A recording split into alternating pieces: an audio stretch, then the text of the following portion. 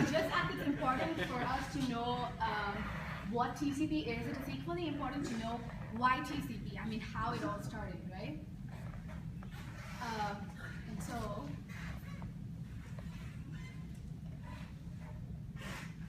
back in 1990s, there were a lot of different networks, computers, standards, and operating systems. Everything was different. So if I were to share my data on, let's say, for instance, I had Mac back then, and, Windows, and I'm sharing my data with someone who had Mac. So it was a big of hassle back then. The problem was there was no standard way to communicate between these networks, computer operating systems, and computers. People wanted to share data, right? And that's the time where OSI model came in. So OSI model was created to solve the interoperability problem, but OSI doesn't really exist. It's just a guide. It's just a model to describe how networks work. So what is real then? TCP is real. TCP was designed to provide a reliable end-to-end byte stream over an unreliable internetwork. So can anyone tell me what is the difference between a single network and internetwork? Anyone? Okay. An internetwork differs from a single network because different parts may have widely different topologies, bandwidths, delays, packet sizes, and other parameters. So TCP was designed to dynamically adapt to these properties of the internetwork.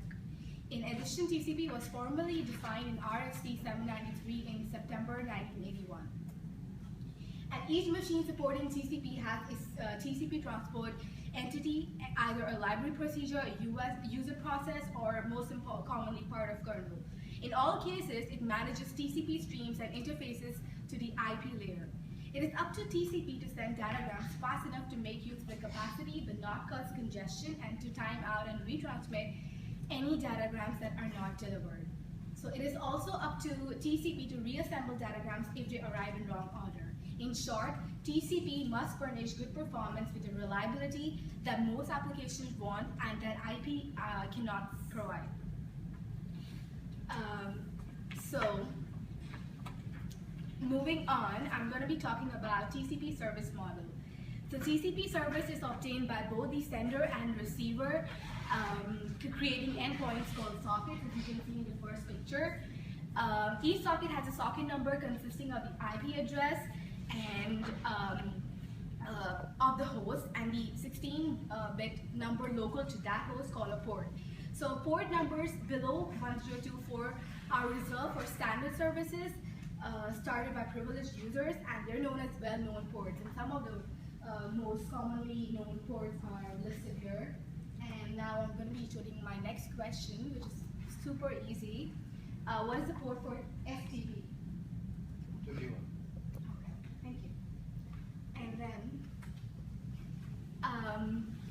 so all TCP connections are full duplex and point-to-point.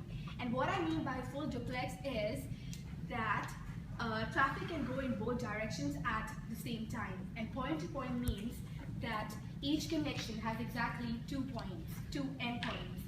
And TCP does not support multitasking or broadcasting.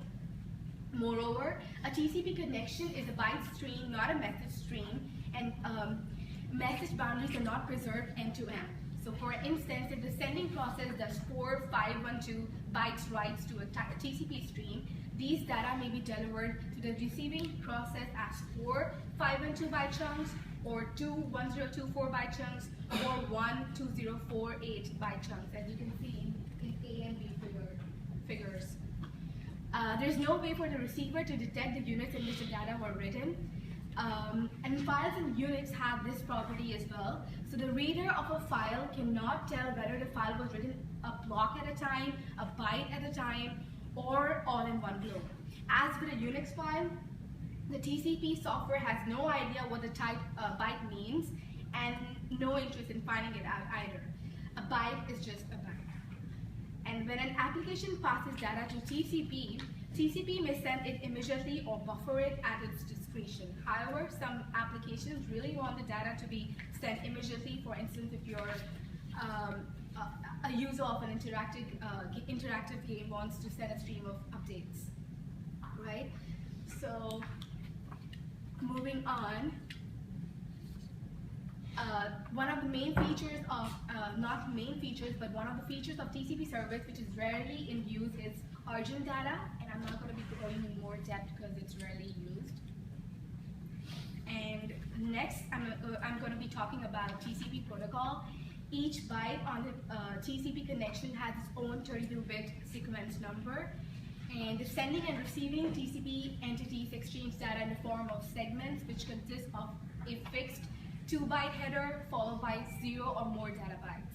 But there are two limits that restrict these the segment size of the segment, and they are each segment, including the TCP header, must fit in the 65,000 byte IP payload.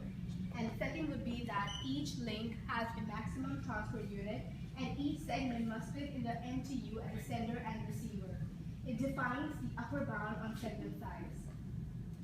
And the basic protocol used by TCP entities is a sliding window protocol.